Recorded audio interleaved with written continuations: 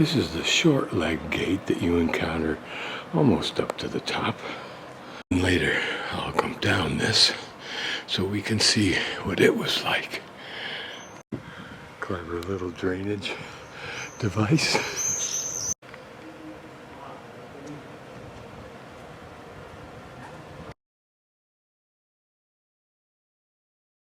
And now we'll continue up and take a better look at this magnificent church.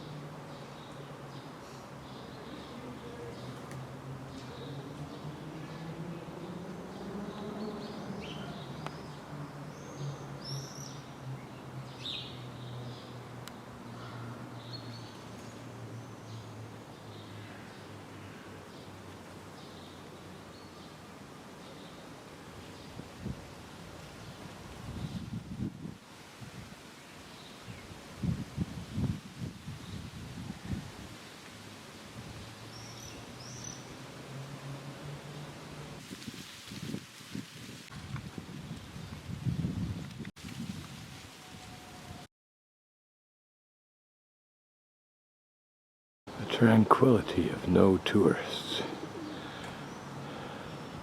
This is the Parliament building, and it is directly across the street from that. The Tsar built this church. The primary purpose of reminding Estonia and its parliament leaders that the Tsar controlled Estonia.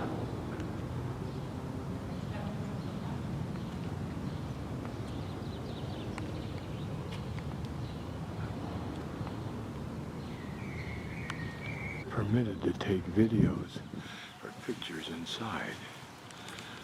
That doesn't mean my camera can't go inside on its own. You get a bit. I'm sure it's understating.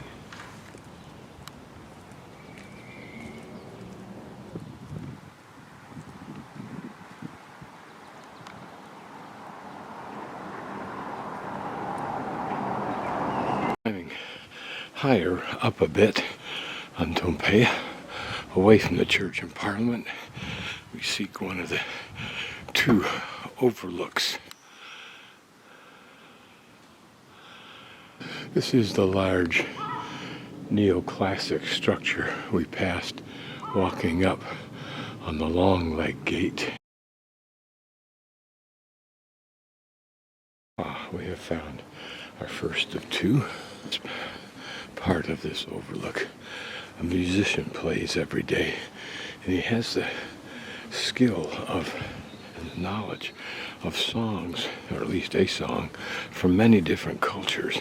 And as soon as he detects that a tour group is from a certain country, he starts playing their music.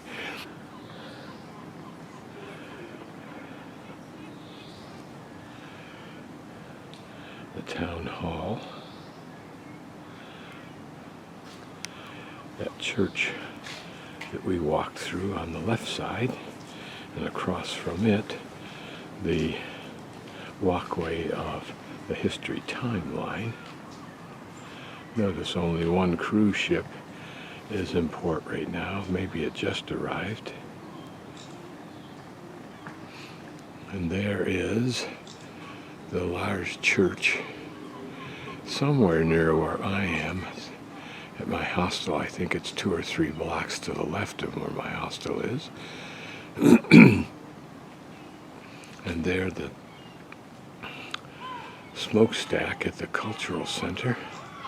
Beyond it to the right a little bit, which we can't see, would be the Soviet ziggurat. And there's the line of towers that we were following yesterday before we walked up onto the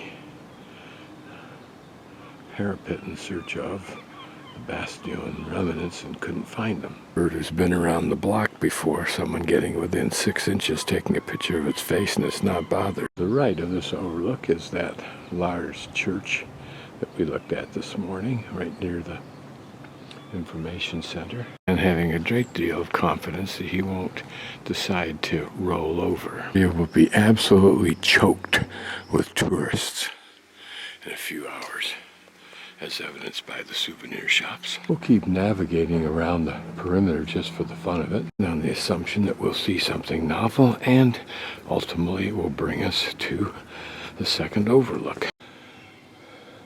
I'm sure that in the past these were the homes of substantial people with magnificent views.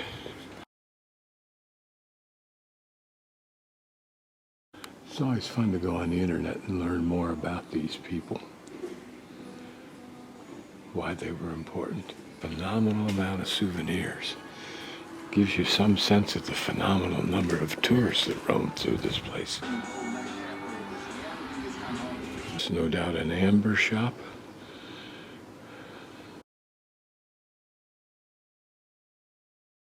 Here is our second overlook. There seem to be so many amber shops that it makes you wonder, how could there be that much true amber? And therefore, how much is probably phony?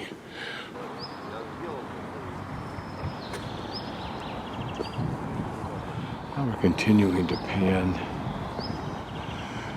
to the north, to the Baltic. And over there is where we were yesterday, at the Museum of Seaplanes. And all throughout that area over there, Kalamaja.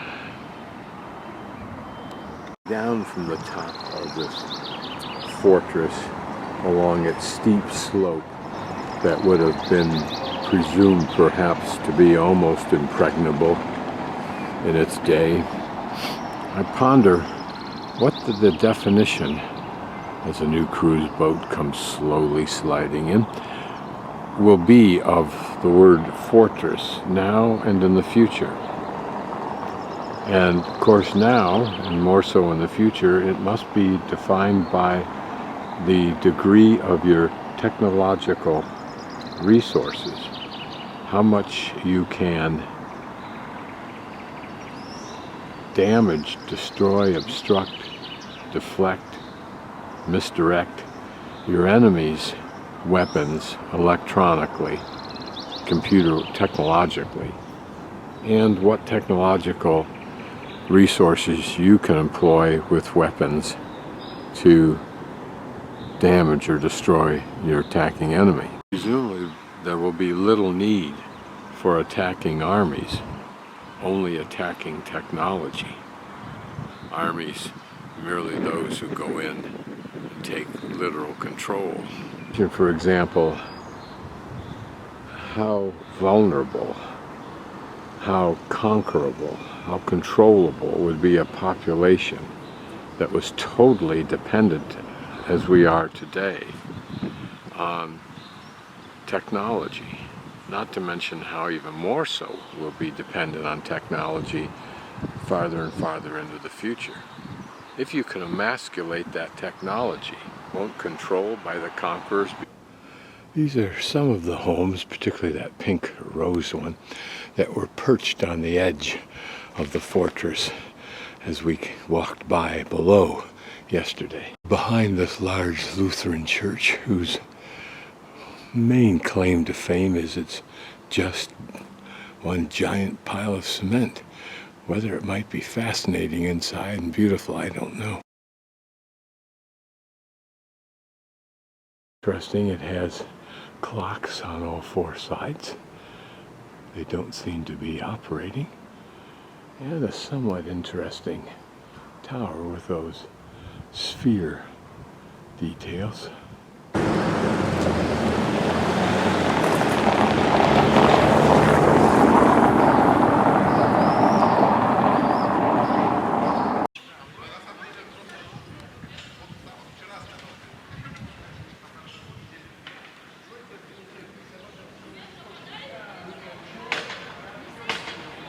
The old doors are picturesque.